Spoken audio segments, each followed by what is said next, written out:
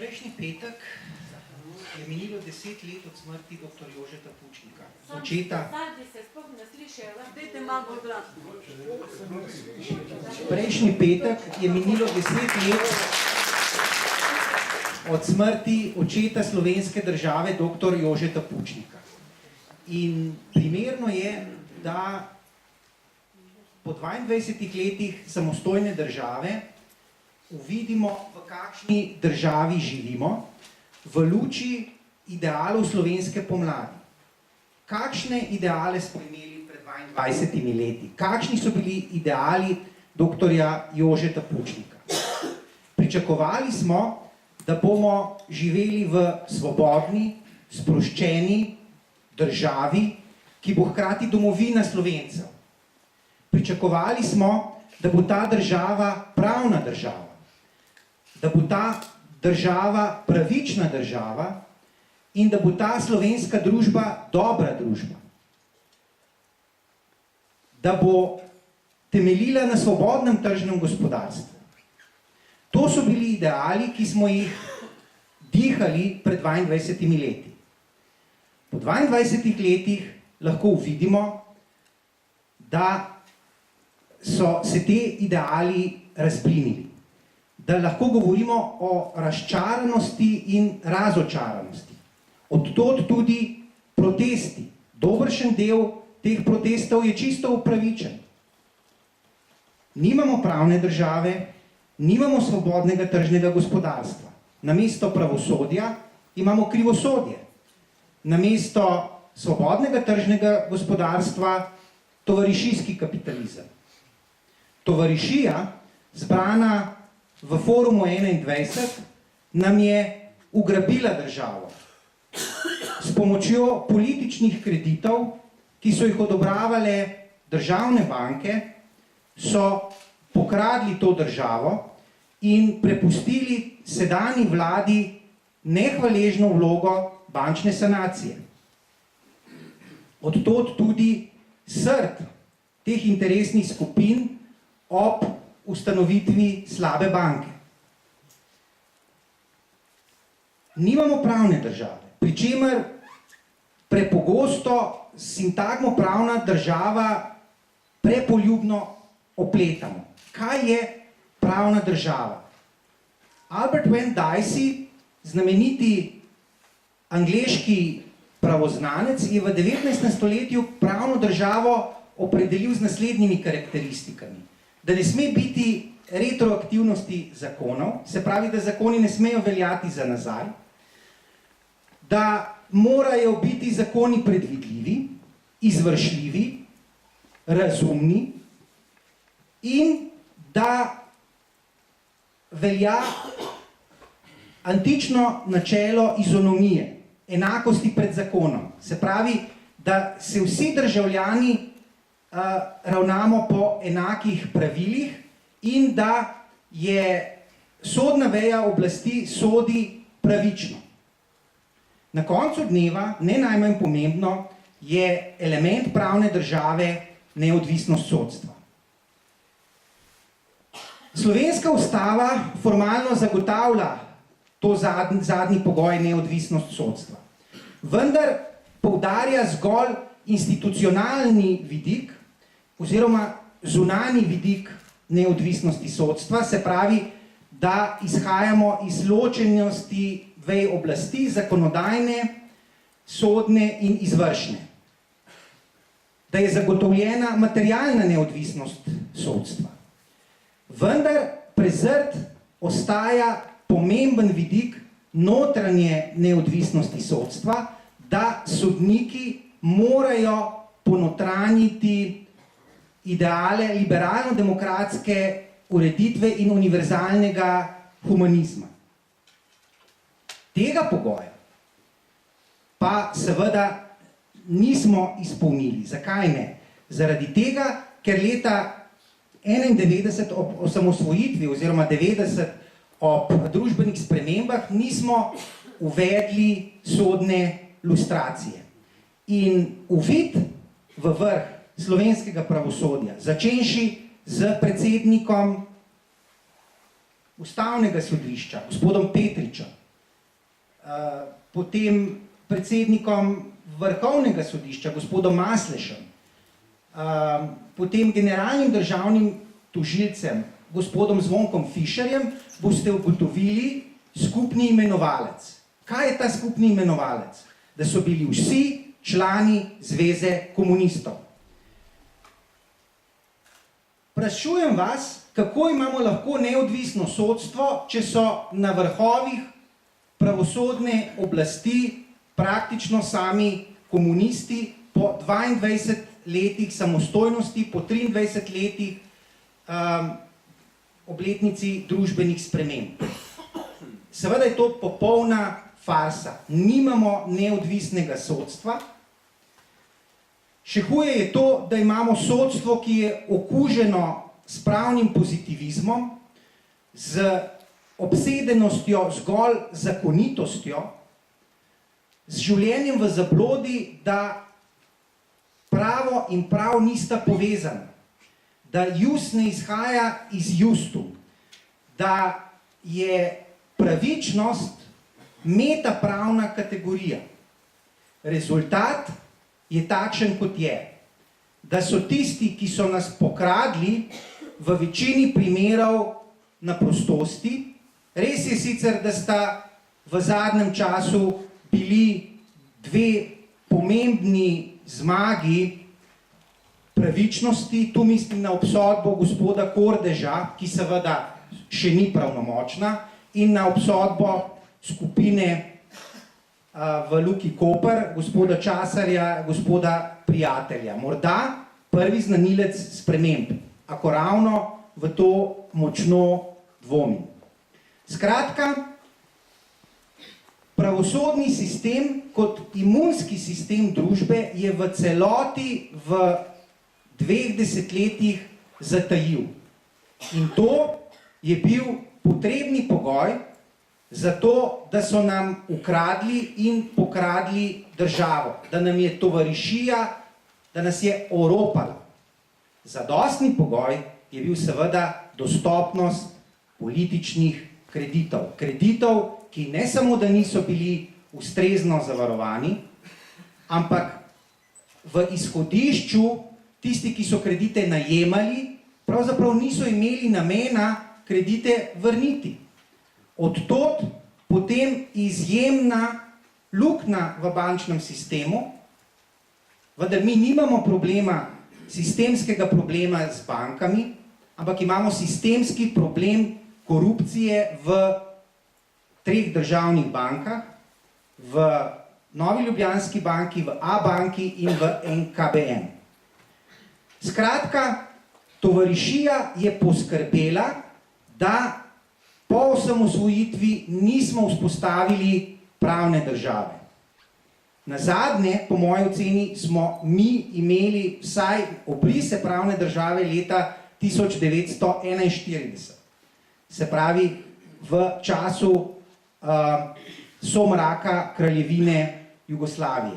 To pomeni 7 desetletij brezpravja, 7 desetletij krivosodja. In sedaj nekateri, oziroma večina, poziva k spoštovanju institucij pravne države. Ena izmed teh institucij naj bi bila Komisija za preprečevanje korupcije. Tehnično gledano, to ni institucija, ki sodi v polje pravne države. Zakaj ne? Ker uporablja nepravne metode dela, ker uporablja procesno zakonodajo, ki seveda ne omogoča prizadetim branjenja. Seveda na koncu dneva obstaja ustavna pravica tako upravnega spora kot civilnega spora, ki se ga bo predsednik vlade seveda poslužil, vendar je institucionalni ustroj Komisije za preprečevanje korupcije skrajno problematičen in po mojem ustavno-pravno sporen. Prepričan sem, da bo na koncu dneva moralo presoditi o ustavnosti institucionalne ureditve, Komisije za preprečevanje korupcije Ustavno sodišče in domnevam, da končna sodba ne bo mogla biti drugačna, kot da je institucionalni ustroj in pa delovanje te komisije neustavno. Da deluje po načelu reka kadija te tuži, kadija te sudi. Se pravi, brez prizivnosti. Deluje brezpravno, nepravno, v smislu moralne avtoritete. Sam ne oporekam institucijam, ki bi delovale z vidika moralne avtoritete, a ključni pogoj je, da so nosilci te institucije moralno neoporečni. Se pravi, da so moralne avtoritete. Če se sklicujejo na dejstvo, da je to njihovo samo načelno mnenje, ki nima pravnih posledic, ampak more biti zgolj politične, je ključni pogoj, da prvič, ta komisija je sestavljena iz moralnih avtoritet in drugič, da to načelno mnenje temelji na dejstvih. Ne prvi, ne drugi pogoj v primeru Komisije za preprečevanje korupcije nista izpolnjena. Gospod Klemenčič ni neodvisen pravni strokovnjak, ampak je politično kontaminiran, politično nastavljen za usluge, ki jih je svojim umazanim delom za liberalno demokracijo upravljal v času državnega sekretarstva pri ministrici za notranje zadeve Katarini Kresal. Nagrajen je bil s to funkcijo za to, da je kot pooblaščenec vlade ugotovil, da v koruptivnem primeru najema stavbe MPU ni šlo za korupcijo. Kako lahko takšna oseba, ki je bila politično kontaminirana, s tem sicer ni nič narobe, ampak govoriti o neodvisnosti nekoga, ki je bil LDS-ov državni sekretar na Ministrstvu za notranje zadeve, je absurdno. Drugi član, zloglasni defamator, novinar, ki predsednika vlade desetletje z lažmi blatil po Dnevniku, bil strani tranzicijske levice za te svoje odurne pamflete nagrajen s podpredsedniškim mestom na Komisiji za preprečevanje korupcije. To naj bi bile moralne avtoritete. Oprostite, te moralne avtoritete jim sam ne priznavam, oporekam jim. Niso osebe, ki bi lahko metale kamenje. Pa še to bi šlo nekako. Če bi samo načelno mnenje oziroma poročilo za Komisije za preprečevanje korupcije bilo utemeljeno na dejstvih in ne bilo politični pamflet, namenjen blatenju predsednika vlade, pri čemer je kolateralna škoda žrtveno jagne še prvak tranzicijske levice, gospod Janković. Mlinski kamen, ki je obešen predsedniku vlade Janezu Janši, strani tranzicijske levice, ki se ga je želela znebiti in ubiti dve muhi na en mah. Pri čemer je poročilo, milo rečeno, pravno in ekonomsko skropucalo. Sam nisem pravnik, a me je v celoti prepričal profesor Lovro Šturm, ki je razkrojil delovanje Komisije za preprečevanje korupcije, pokazal, da je komisija kršila tako zakon o integriteti in preprečevanju korupcije, kot tudi svoj lastni poslovnik. Kako se lahko neka komisija sklicuje na pravnost države, če sama ne upošteva zakona, ki določa gabarite njenega delovanja, če sama ne upošteva svojega lastnega poslovnika. No, kot ekonomistu mi je pa sod izbilo dno politikanstvo, insinuatorstvo, zlasti v delu, ki se nanaša na predsednika vlade. Predsednika vlade obtožujejo v 3 točkah. Prva točka je zamujanje pri oddajanju poročil KPK-ju. Ta očitek seveda drži. Res je v nekaterih primerih prišlo do zamud in to je sam predsednik vlade priznal. Potem je drugi sklop obtožb, ki se nanaša na neupravičenih 210 000 evrov nepojasnjenih evrov premoženja, iz katerih potem komisija potegne sklep o obstoju korupcijskih tveganj. Zaveda se, da v tej točki niso ničesar dokazali in zdrsnejo v novorek obstoja korupcijskih tveganj. Pričemer teh 210 000 evrov metodološko ne pojasnijo. Priporočam vam branje tega 25 strani dolgega poročila. Če imate ekonomsko predznanje, zelo zanimivo branje, ki kaže na popolno nerazumevanje kategorij. Trdim, da do teh 210 000 evrov na podlagi objavljenih številk nikakor ne morete priti. Sam sem imel izjemne težave rekonstruirati, odkot 210 000 evrov. Nemogoče je to rekonstruirati. Ni objavljene metodologije. Mogoče je z rekurzivno metodo ob določenih predpostavkah. Ob predpostavki, naprimer, da je najetje 135 000 evrov kredita že kar povečanje premoženja.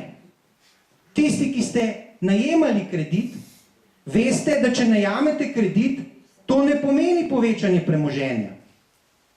Povečanje bruto premoženja da, neto premoženje pa ostane nespremenjeno, ker imate, če najamete za 135 000 evrov kredita, hkrati tudi 135 000 evrov obveznosti oziroma prospektivno obveznosti še več, ker morate plačati še obresti.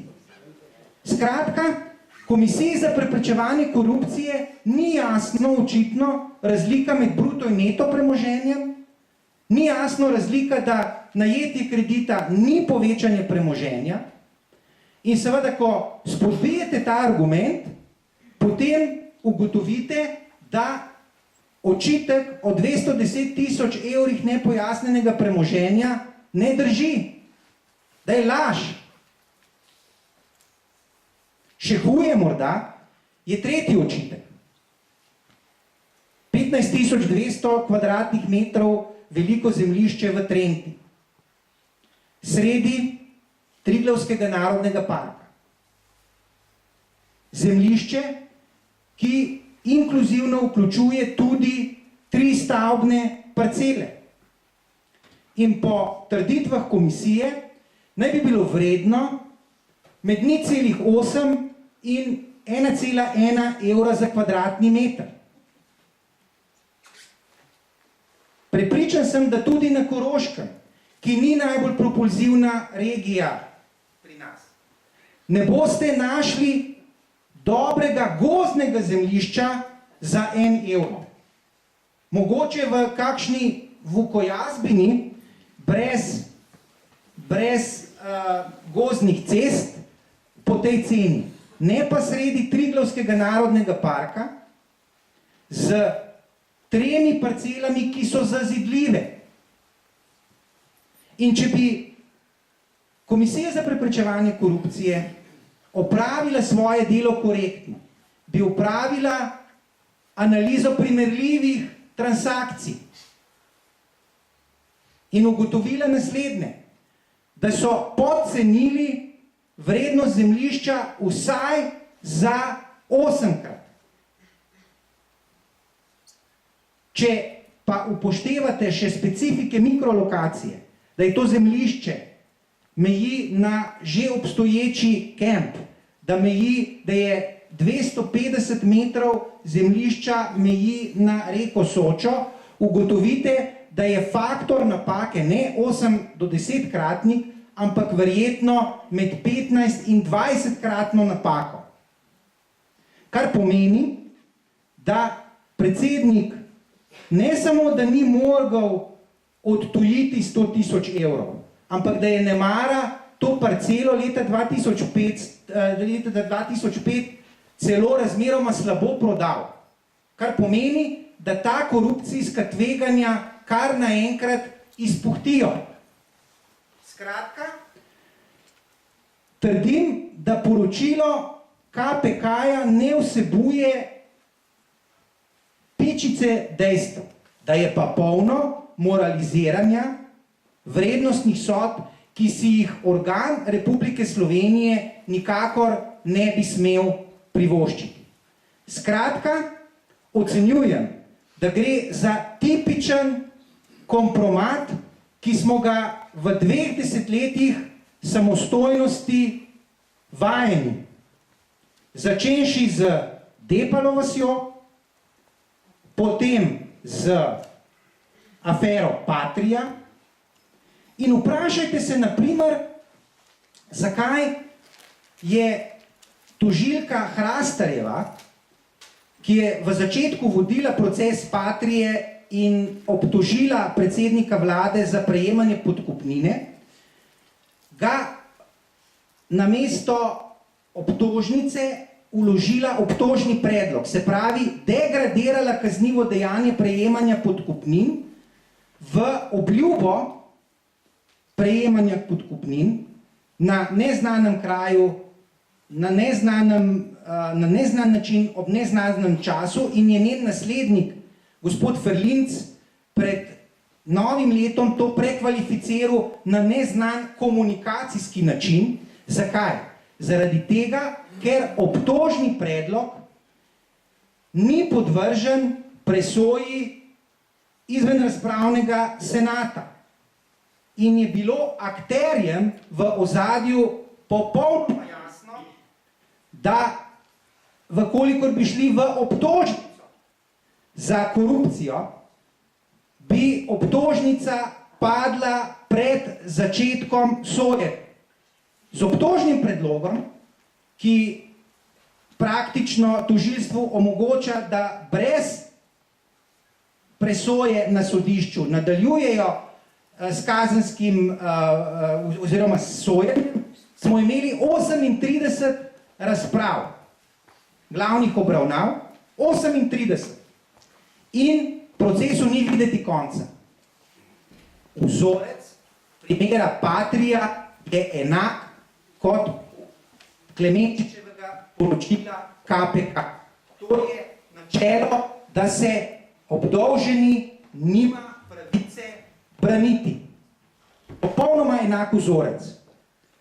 Kar me napotuje na sklep, da je seveda v ozadju zarota čigava tistih interesnih skupin, ki so nam ukradli, ugrabili državo, ki so nas pokradli in ki jim predsednik vlade predstavlja oviro. Kakšno oviro? Oviro pred spremembami, pred reformami, pred tem, da bi vzpostavili končno pravno državo. In predsednik vlade je v bistvu žrtev in hkrati tudi simbol. Simbol tistih, ki smo prepričani, da prihodnost Slovenije ni v neki obnovi totalitarnih oblik vladanja, v nekem neosocializmu, tisti, ki smo zavezani evropskosti Slovenije in tisti, ki smo zavezani Sloveniji kot domovini, ne pa kot nekemu delu skupnosti, kot je bila Jugoslavija. In predsednik vlade je po mojem jamstvo, da Jugoslavije ne bo nikoli več. In to seveda vsem tistim silam zime, silam teme ni všeč. In od tod potreba po diskreditaciji in likvidaciji. In če Klemenčičevo poročilo ne bo uspešno, verjemite, se ne bodo ustavili. Imajo v svojem arzenalu še instrumente. In je to samo del instrumentarija. Začeli so z demonstracijami v Mariboru, želeli prenos v Ljubljano, pri tem so bili neuspešni, ker se je njihova, bom rekel, ozadje stricev postalo očitno. Referendumski napad jim je spodletel zaradi intervencije Ustavnega sodišča.